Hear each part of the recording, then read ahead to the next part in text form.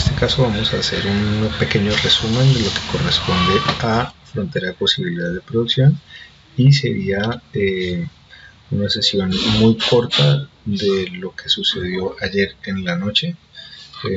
Esto se hace como una alternativa a un mal proceso de grabación. Desafortunadamente no fue posible dejar el registro en la plataforma, por lo cual estamos utilizando este medio, pero no es lo que usualmente va a suceder. Vamos a hablar rápidamente de frontera de posibilidades de producción para complementar el material con el que ustedes están trabajando.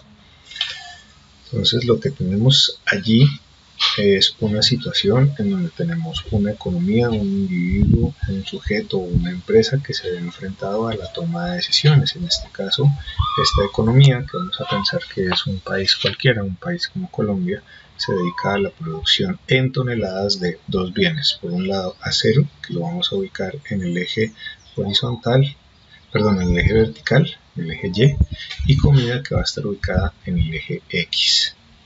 ¿Listo? Vamos a ubicar una serie de opciones de producción que están denotadas en este caso por unas letras que van desde la A hasta la G. La primera de ellas nos dice que tenemos 210 toneladas de acero cuando las personas de esa economía no fabrican absolutamente nada de comida. Y si nos vamos al otro extremo, si estamos en la opción G, tendríamos 120 de comida y absolutamente nada de acero.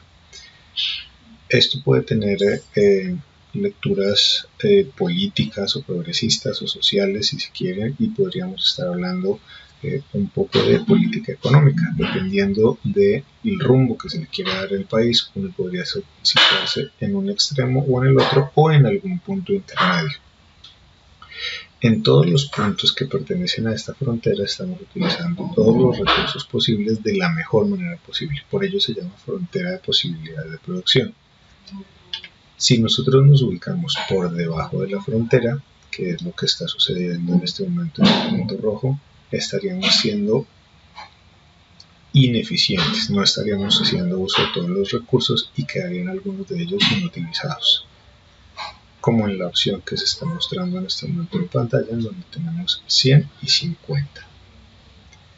¿Listo? Si nosotros, por el contrario, lo que hacemos es ubicarnos en un punto como la opción verde, la pregunta que nos tenemos que hacer ¿es posible ubicarnos allí? Y la respuesta inmediata a esa pregunta es decir, no es posible. Si ponemos a todos los individuos de esa economía a producir de la mejor manera posible, no es posible llegar a ese punto verde, porque cuando están en la frontera ya están produciendo al máximo. Esto nos lleva a una conclusión muy importante, y es que los puntos que pertenecen a la frontera son los puntos eficientes. Los puntos que están por debajo de la frontera serán ineficientes y los puntos que están por fuera de la frontera serán inalcanzables.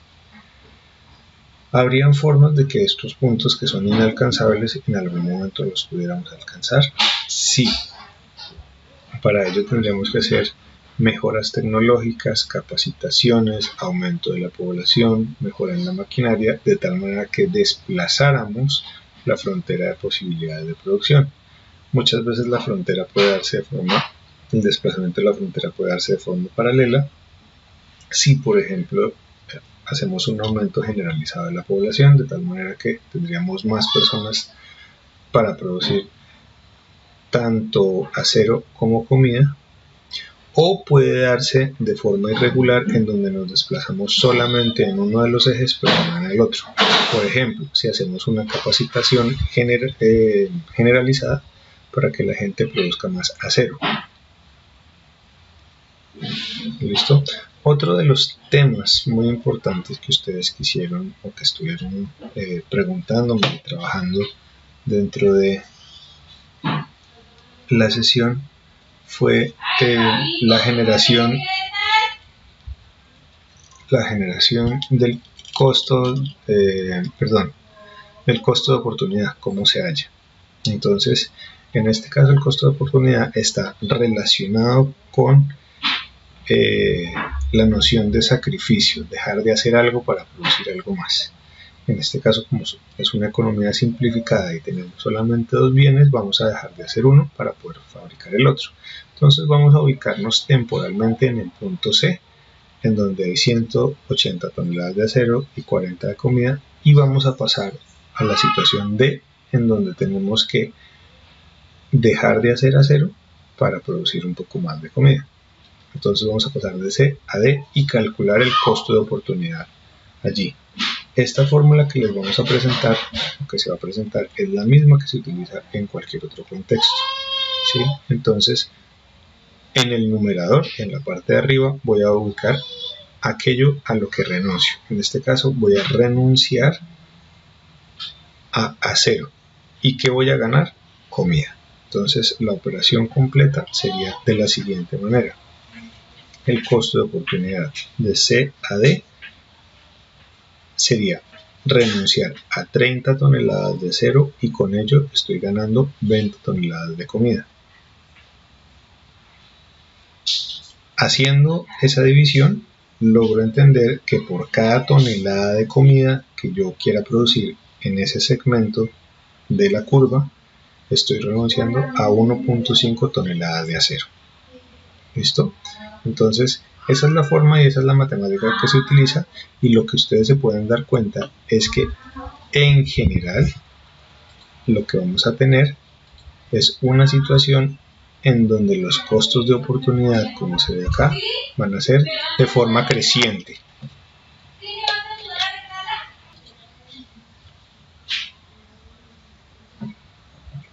Como les venía diciendo, acá ustedes lo que pueden encontrar es que en la medida en que nos vamos desplazando a lo largo de la curva, los costos de oportunidad son crecientes. Es la situación más normal y se da porque nosotros lo que hacemos es dejar a los más expertos trabajando en aquello en lo que es bueno, y vamos deshaciéndonos de aquel personal, o lo vamos trasladando en aquello, digamos, en lo que no, si no son tan buenos en fabricar acero, son aquellas personas que primero si no son tan buenos fabricando acero, sí, son los primeros que van a ir a trabajar en la parte de comida. De tal manera que al principio no es tan costoso prescindir de ellos, pero al final, si solamente tenemos los expertos fabricando acero y son ellos los que vamos a utilizar,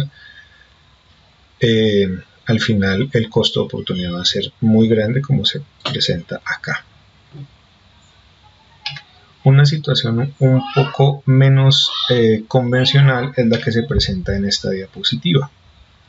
En esta diapositiva, que tenemos unos números similares a los de la diapositiva anterior, lo que vemos en este caso es que nos dan una presentación de una forma que es convexa hacia el origen. En este caso, los costos de oportunidad, que ya les queda a ustedes un poco de tarea revisarlos, serían de forma decreciente. Fíjense ustedes que en este caso tenemos unos costos de oportunidad que al principio son de 3, y en la medida en que nos vamos desplazando en la curva van a irse reduciendo hasta llegar a un costo de media tonelada de acero por una tonelada de comida. Es importante aclarar que si yo quisiera hacer el cálculo de la forma contraria, es decir, si estoy ubicado en este punto verde y quiero llegar a este nuevo punto, es decir, me va a trasladar de hacer comida a producir más acero, también lo puedo hacer, y la fórmula sería lo mismo. Primero va lo que renuncia, que en este caso sería comida, y en la parte de abajo iría aquello que estoy ganando, que en este caso sería acero. ¿Listo? En esta diapositiva no se muestran esos resultados, solamente se están mostrando cuando se lee la gráfica de izquierda a derecha. Y finalmente, el último caso de las 3 tipos de fronteras de posibilidades de producción es una frontera de tipo lineal, en donde en cualquiera de los puntos lo que vamos a ver es que siempre se presenta el mismo costo de oportunidad.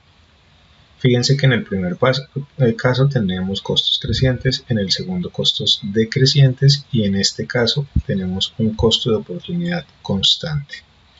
Es más, si ustedes hicieran en este caso y si quisieran desplazar sin pasar punto por punto, sino de una vez brincar de este punto directamente hasta este punto de acá, diríamos que tendríamos que sacrificar 250 de acero para poder fabricar, en este caso, 120 de comida. ¿Listo? Y si ustedes hacen esa operación en la calculadora, donde ponen 200 dividido 120, les va a dar precisamente este número que tenemos, 1.75. Esos costos de oportunidad constantes solamente se pueden aplicar para aquellas fronteras en donde tengamos ese comportamiento lineal. Ya para finalizar este resumen de la sesión, lo que vamos a mostrar es el diagrama de flujo circular. En este diagrama de flujo circular tenemos el movimiento de dos flujos en la economía. Pero entonces, antes de adentrarnos allí, vamos a entender que tenemos unos actores principales en la economía, que por un lado son las familias y por otro lado son las empresas. Acá tenemos nosotros a las familias, acá tenemos nosotros a las empresas. Las familias tienen los factores productivos que son tierra, capital y trabajo, mientras que las empresas tienen dinero.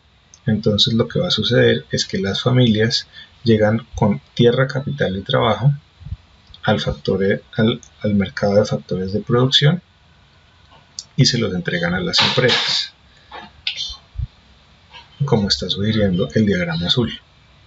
Las empresas saben cómo combinar esos factores de producción y los transforman, generando con ellos bienes y servicios que posteriormente venden a las familias, ¿sí? Pero como hemos dicho, las empresas también tienen dinero.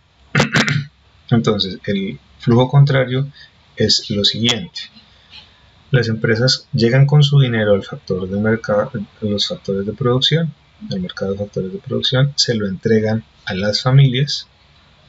Las familias, ya una vez tienen dinero en el bolsillo, pueden acudir al mercado de bienes y servicios y ese dinero se lo entregan nuevamente a los empresarios que han fabricado los bienes y servicios que ellos consumen.